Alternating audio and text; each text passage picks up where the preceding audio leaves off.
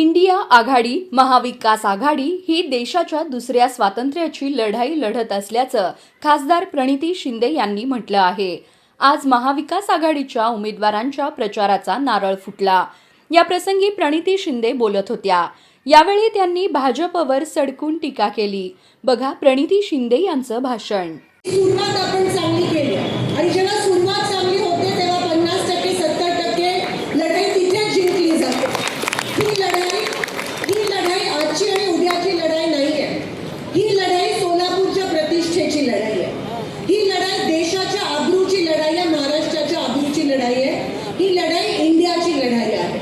मी आताच धैर्यशील दादांनी सांगत होते की महाविकास आघाडी लढतोय, पण हा इंडिया अलायन्सच झाला तसं बघितलं तर। आणि ही देशाची लढाई आहे, कारण त्या स्वातंत्र्याची लढाई जेव्हा लढलो तेव्हा आपण कोणीही त्याच्यामध्ये सहभागी होऊ शकलो नाही। ते आपल्या नशिबात नव्हतं, आपला जन्म त्यावेळेस झाला नव्हता।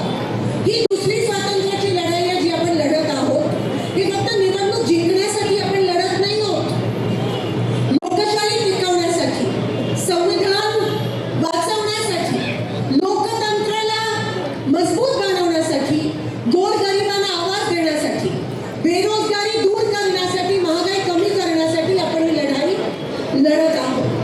प्रशासनावर प्रचंड दबाव, 48 तास झाले पण अजूनही उमेदवारांची यादी डिक्लेअर झाली नाही।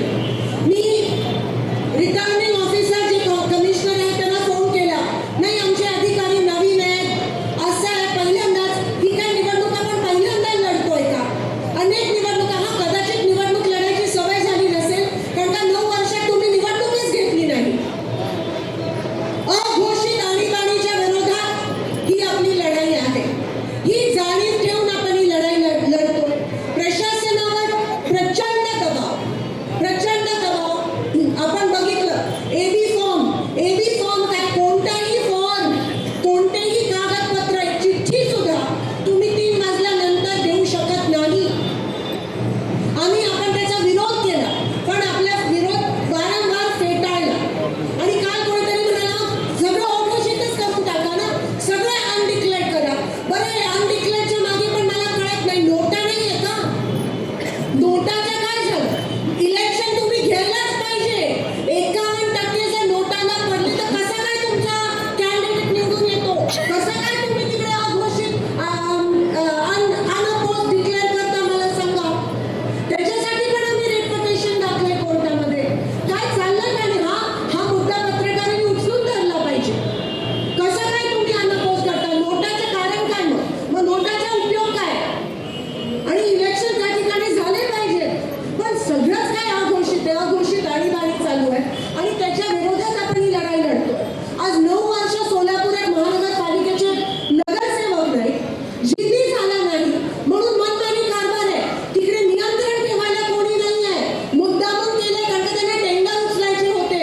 जेव्हा जनरल बोर्ड असतो, जेव्हा नगरसेवक असतो, म्हणजे कोणत्याही पक्षाचे असू दे, जेव्हा महापौर असतो तेव्हा वॉच राहतो, तेव्हा जनरल बोर्ड होतो। आता काही न करता फक्त पैसे कमवण्यासाठी, इलेक्शन लढण्यासाठी त्यांनी 9 वर्ष इलेक्शन घेतले नव्हते। हा खरा त्याच्या मागचं रहस्य आहे। आणि आता तर कहर पैसा मी समजू शकते, ईडी मी समजू शकते, चला ईव्हीएम, पण खून? तुम्ही 2 लोकांमध्ये, निरागस जीवांमध्ये भांडणं लावता, कोणाच्या खांद्यावर कोणाचं ओझं, आणि फक्त बिनविरोध करण्यासाठी। हा भाजपचा खरा चेहरा आहे। जनतेचं काही देणं नाहीये, जनतेच्या सेवेसाठी भाजप कधीच तत्पर नव्हतं, पण फक्त सत्तेचा माज, पैशाचा माज आहे, त्याच्यासाठी आम्ही कोणत्याही स्तराला जाऊ हे भाजपने परवा सिद्ध केलं। खून करून, रक्ताचं राजकारण करून। हा खरा चेहरा आहे, हा एक्सपोज झाला पाहिजे। जनतेचं काही देणं नाहीये। अहो जेव्हा परवा अतिवृष्टी झाली तेव्हा काँग्रेस आणि महाविकास आघाडीचे सगळे लोक, माझी आजी नगरसेवक पण रस्त्यावर उतरलेले। जमिनीशी निगडीत नेतृत्व आहे। मला सांगा कशाला मागितलं यांनी तिकीट महाविकास आघाडीचं? कोणत्या? ना पैसे ना सत्ता। पण एक गोष्ट आहे, लोकांसाठी रात्रंदिवस एक करून लोकांसाठी काम करण्याची जिद्द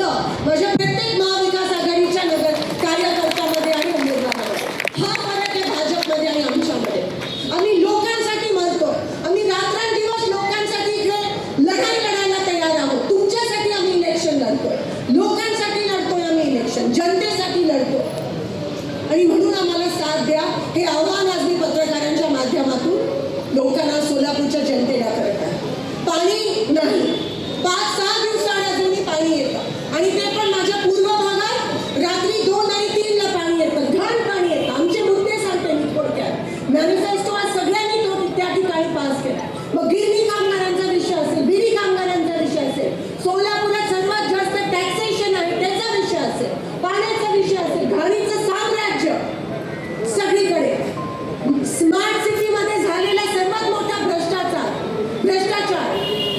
त्याचा विषय असेल. पहिले रस्ते, मग खड्डे, मग परत रस्ते. का? कारण काय आहे ना, कमिशन पाहिजे. आमची लोक कमिशन आणि सत्तेसाठी लढत नाही. आमची लोक कमिशन आणि सत्तेसाठी राजकारण करत नाही. लोकांच्या सुखदुःखात सामील होण्यासाठी आपण राजकारणात येतो. आपलं समाजकारणात त्यांचं राजकारण आहे आणि म्हणून आपली हिमतीची लढत आहे, आपली ताकदीची लढत आहे. लढा, घाबरू नका. त्यांनी हे केलं तर आपण पण त्या ठिकाणी आपल्या पद्धतीत त्यांना उत्तर द्यायला पाहिजे, लोकशाही पद्धतीत उत्तर द्यायला पाहिजे. आता मी परवा पोलीस कमिशनरला मी भेटलो, आमचं शिष्टमंडळ, आणि मी सांगितलं आता 10च्या नंतर आचारसंहिता, कोड ऑफ कंडक्ट 10ला बंद, हे प्रचार बंद होतो. 10 नंतर यांचे सगळे पिल्लावाळ तुम्हाला दिसून येईल. कोणी नोट वाटतंय, कोणी काय करतंय. सतर्क राहा आणि नोंद घ्यायला प्रशासनाला मजबूर कर. नाहीतर आपण तिकडे जाऊन रात्रंदिवस तिकडे जाऊन उपोषणावर बसूया. पण ही लढाई फक्त निवडणुकीची नाही, प्रशासनावर जो दबाव आहे त्याच्या विरोधातली पण लढाई आहे आणि त्यांना साथ देणं पण गरजेचं आहे. पोलिसांना मी आवाहन करते, त्या दिवशी जेव्हा 3च्या नंतर त्यांचे लोक फॉर्म द्यायला गेले तेव्हा त्यांचेच काही आमदार म्हणत होते, कळकळीची विनंती पोलिसांनी, तिथे प्रशासनाने साथ दिली. आम्ही तुमच्या सोबत आहोत, साथ द्या. लोकशाहीची लढाई तुम्ही पण लढत आहात. त्या संविधानाची शपथ घेऊन प्रशासन, मग कॉर्पोरेशनचे अधिकारी असतील किंवा पोलीस अधिकारी असतील, संविधानाची शपथ घेऊन तुम्ही प्रशासनामध्ये आला आहात. त्याचा अपमान नका करू, संविधानाचा अपमान नका करू, या बीजेपीच्या सगळ्या खेळीला बळी पडू. एवढं, अजून बरेच काही मुद्दे आहेत पुढे, पण वेळेच्या अभावी त्या ठिकाणी मी सगळं मांडू शकत नाही. पण एवढे सांगू इच्छिते की आपल्याला हिमतीने लढायचं आहे. आपल्यावर खूप प्रेशर येणार आहे, जसं अस्मिताताईंनी सांगितलं. पण पहिली लढाई आपण जिंकलोय. कारण का फॉर्म विड्रॉलच्या वेळेस आमच्या सगळ्यांच्या मनात धाकधूक होती की कॅन्डिडेट्सना इकडे घेऊन जाऊया का, तिकडे घेऊन जाऊया का. नाही, पण आम्ही तसं करत नाही दबावाचं राजकारण. आम्ही स्वातंत्र्यामध्ये विश्वास ठेवतो आणि कोणी पण इथून तिथे गेलं नाही याचा मला अभिमान आहे. महाविकास आघाडीचा कार्यकर्ता, महाविकास आघाडीचे इच्छुक उमेदवार असे